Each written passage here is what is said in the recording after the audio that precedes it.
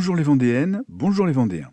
Aujourd'hui, je vous propose de revenir sur la véritable histoire du héros d'une célèbre comptine pour enfants, un bandit de grand chemin qui terrorisa l'ouest de la France au début du règne de Henri IV, le compère Guillery. Avouons-le d'emblée, concernant ce brigand, il est très difficile de faire la part entre la légende et la réalité. Ce que nous allons évoquer n'est donc pas totalement avéré, mais l'histoire, même inventée, mérite le détour. Philippe Guillery, fils d'un maçon, serait donc né en 1566 dans la paroisse de Boulogne-en-Vendée, appelée alors le Bas-Poitou.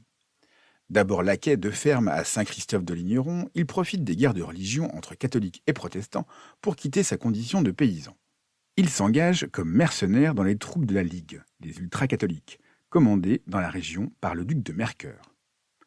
Quand en 1598, l'édit de Nantes met fin à près de 40 ans de massacres et de luttes fratricides, Guillery n'hésite pas à combattre pour son ancien ennemi, Henri IV.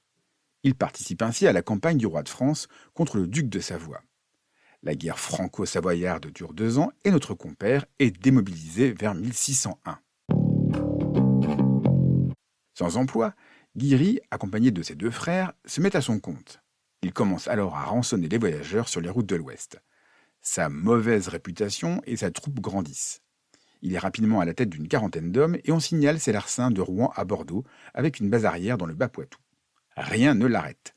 La légende veut même qu'il se soit attaqué au prévôt de Fontenay et au trésorier du roi à Saint-Michel-en-Lerme. D'autres prétendent qu'il aurait pendu le bourreau de Nantes pour avoir exécuté plusieurs de ses hommes ou qu'il aurait attaqué les châteaux de Mareuil ou des Essarts. Rien n'est prouvé, on ne prête qu'aux riches. Toujours est-il qu'en septembre 1608, Sully, Premier ministre d'Henri IV, aurait dépêché plusieurs centaines d'hommes autour de la forêt des Essarts, repère du brigand, pour le capturer. Passant à travers les mailles du filet, Guillery réussit à s'échapper, mais sa cavale est de courte durée.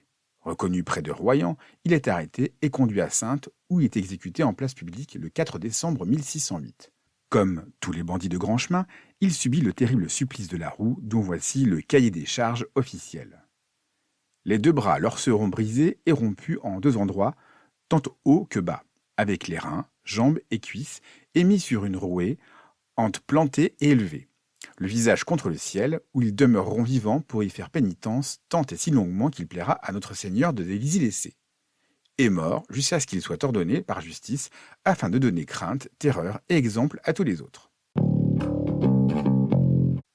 À l'image d'un mandrin ou d'un cartouche, ce brigand capable de ridiculiser le pouvoir pendant des années devient par la suite un personnage de légende et le héros d'une célèbre comptine. Je ne la chanterai pas.